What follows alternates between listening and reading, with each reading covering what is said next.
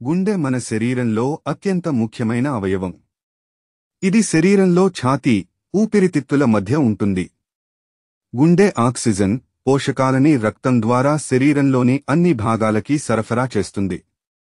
అయితే మారిన జీవనశైలి మరియు ఆహార అలవాట్ల వల్ల ప్రస్తుతం వయస్సు మరియు లింగ భేదంతో సంబంధం లేకుండా చాలా మందిలో గుండె సంబంధిత సమస్యలు ఎక్కువ అవుతున్నాయి. ప్రతిరోజు వ్యాయామం చేస్తూ ఆరోగ్యంగా ఉన్న యువతలో కూడా అకస్మాత్తుగా గుండెపోటు రావడం ఇప్పుడు ఆందోళన కలిగిస్తున్న విషయం.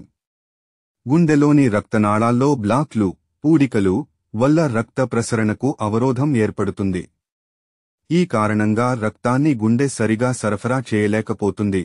దీని ఫలితంగా గుండెపోటు, హార్ట్ ఎటాక్ వస్తుంది. గుండెపోటు రావడానికి గల కారణాలస్తవ్యస్తమైన జీవన విధానం మరియు ఆహారపు అలవాట్లు గుండెపోటుకు ప్రధాన కారణాలుగా చెప్పవచ్చు.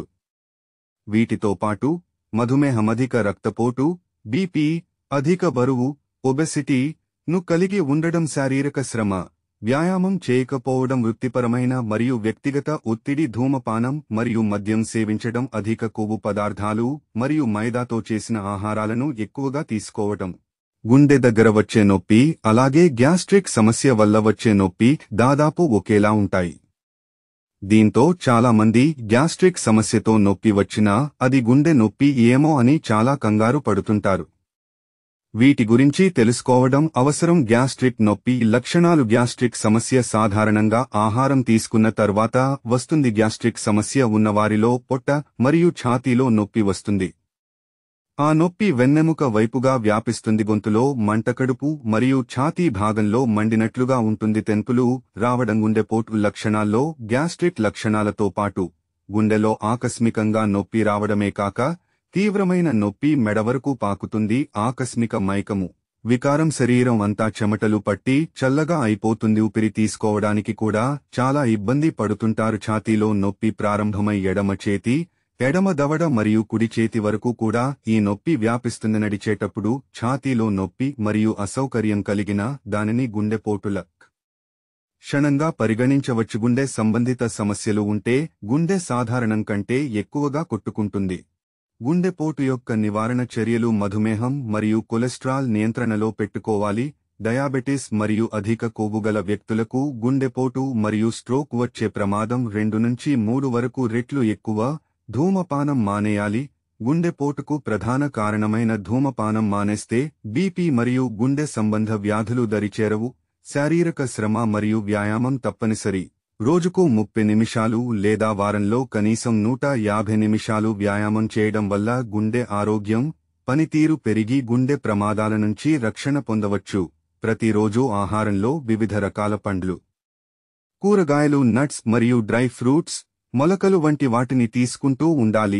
ఇందులో కొవ్వు తక్కువగా మరియు విటమిన్లు, ఖనిజాలు, యాంటీ ఆక్సిడెంట్లు అధికంగా ఉంటాయి.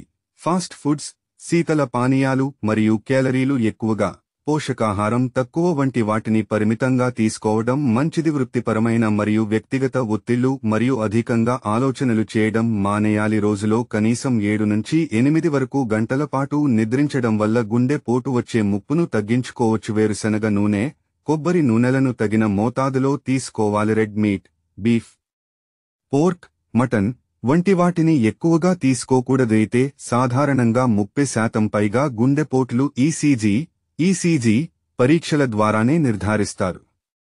వీటితో పాటు ల్యాబ్ పరీక్షలు, lipid profile test, C reactive protein CRP పరీక్ష, కార్డియాక్ ట్రోపోనిన్లు ఐ మరియు T, creatine kinase CK, myoglobin imaging పరీక్షలు, electrocardiogram, EKG, ECG, ambulatory EKG, echocardiography, carotid ultrasound, cardiac CT, coronary angiography, cardiac catheterisation, transoesophageal echocardiography TEE. అలాగే ప్రతి సంవత్సరం TMT అనే పరీక్షను చేయించుకోవడం కూడా మంచిది. పై నియమాలను పాటించడం వల్ల గుండె జబ్బుల బారిన పడకుండా చాలా వరకు నివారించుకోవడమే కాకుండా ఆరోగ్యకరమైన మరియు సంతోషకరమైన జీవితాన్ని గడపవ.